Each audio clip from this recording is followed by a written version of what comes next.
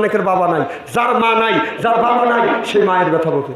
যার মা মারা গেছে সেই মায়ের ব্যথা বোঝে। আপনাদের মা বাবার মনে তো কষ্ট দেন, খবরদার মা বাবার মনে কষ্ট দিয়ে আল্লাহর জান্নাতে যাওয়া যাবে না। আমার মায়ের আমার উল্লাহপুরের যুবকের একটা ভালো ঘটনা শোনো বাবা।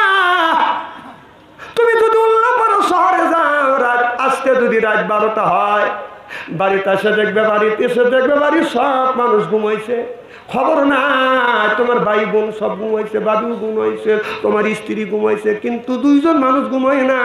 একজন মানুষ রাস্তা আগা গেছে, সেই ব্যক্তি হলো বাবা। আর একজন ব্যক্তি তোমার খাবার নিয়ে লেপের নিচে ঠান্ডা খাবার, ঠান্ডা হবে, লেপের নিচে তোমার খাবার রেখে দিছে, ওই মানুষটা হলো মা। জনগণ ঠিক কিনে? খবরদার ওর মার মনে কষ্ট দেওয়া যাবে না। যার মা নাই সেই মায়ের ব্যথা বোঝে। যুবক, তুমি যদি আজকে ব্যাংক চালাইয়া যদি তুমি আজকে 500 টাকা ইনকাম করে থাকো, সকালবেলা ফজরের নামাজ পড়িয়া মার কাছে যাইয়া বসিয়া পায়ের উপর হাত রাখিয়া, পায়ে হাত রাখিয়া যদি চুমা খায়া মার কাছ থেকে দোয়া নিয়ে যদি কাজে যাও, প্রত্যেক দিন যদি তুমি 500 টাকা ইনকাম করো, অন্য দিন আল্লাহ 200 টাকা বরকত দিবে। কারণ যেই তোমার হাত তোমার মার পায়ে লাগছে, মোল্লা আলী কারিম রহমাতুল্লাহ বলেছে, যারা মা বাবার পায়ে হাত থেকে চুমো দিবে তারা আল্লাহর জান্নাতের খাম্বায় চুমো দেয়। সেই মারে কষ্ট দাও। অনেক মানুষ আছে মা মারে বাবারে মারে, দরকার ঠিক কিনে? মারে মারো না, বাবারে মারো না। একটা বাস্তব ঘটনা বলবো। মা কষ্ট করে সন্তানটাকে মানুষ করছে বাদানা, এরপরে মাস্টার ডিগ্রি পাস করাইছে। এই ছেলেটাকে 50,000 টাকা দিয়ে ঘুষ দিয়ে চাকরি দিছে। এই ছেলেটা যখন চাকরি গেছে, মার কাছে বলছে, মা আমি জ্যৈষ্ঠ মাসে বাড়িতে আসবো। মা যখন মার কাছে ফোন করছে, মা আমি জ্যৈষ্ঠ মাসে আমি জ্যৈষ্ঠ মাসের 1 তারিখে আমি ছুটি পাবো, আমি বাড়িতে আসবো। এই কথা শুনিয়ে আমার ওই মা রেজাউল করিম বাড়ির থেকে একটা ফুজলি আম রেখে দিছে। এরপরে ফরিদ ভাইয়ের বাড়ির থেকে একটা ছায়া আনছে, একটা ল্যাংড়া আম। আর এক বাড়ির থেকে সন্তানের জন্য জাম নিয়ে আসছে, আর এক বাড়ির থেকে কাঁঠাল আনছে, আর এক বাড়ির থেকে বেল আনছে, কলা আনছে, রাখিয়া দিছে।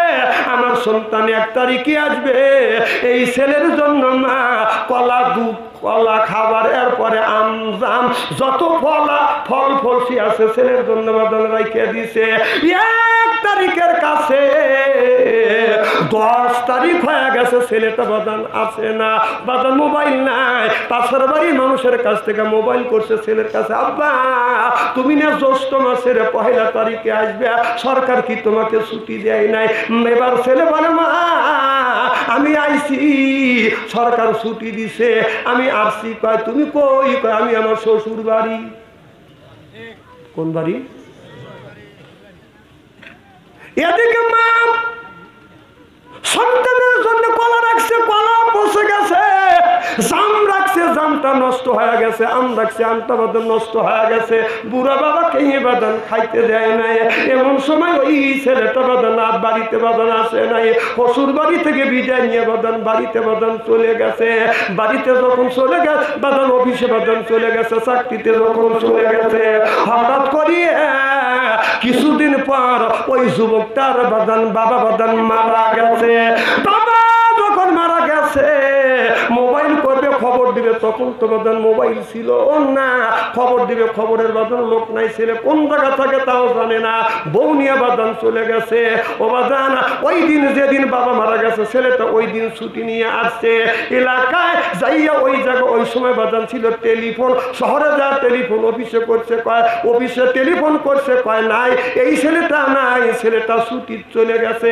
এই ছেলেটা যখন খবর নাই, এবার এলাকার মানুষ সুন্দর করে বাদান গোসল করাইয়ে এবার ওই লাশটাকে বাদান খাটনিতে তুলিয়ে কবরস্থানের দিকে বাদান যখন নিয়ে রওনা করছে, এই ছেলেটা বউ সাথে করিয়ে বাড়ির দিকে যখন রওনা করছে, এবার ওই যুবকদের বাড়ির থেকে কয়েকজন মুসল্লি একটা খাটনি কাঁধে করিয়া কবরস্থানের দিকে আসছে।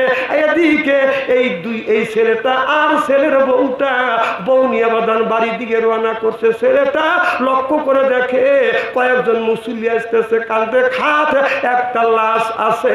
এবার লাশের পাশে যা দেখে চাচার কান্দে চাচার কান্দে বাদান খাটনি রয়ে গেছে। ছেলেটা চাচার কাছে যা বলতেছে, চাচা যান, এই খাটটির মধ্যে কে ঘুমিয়ে আছে?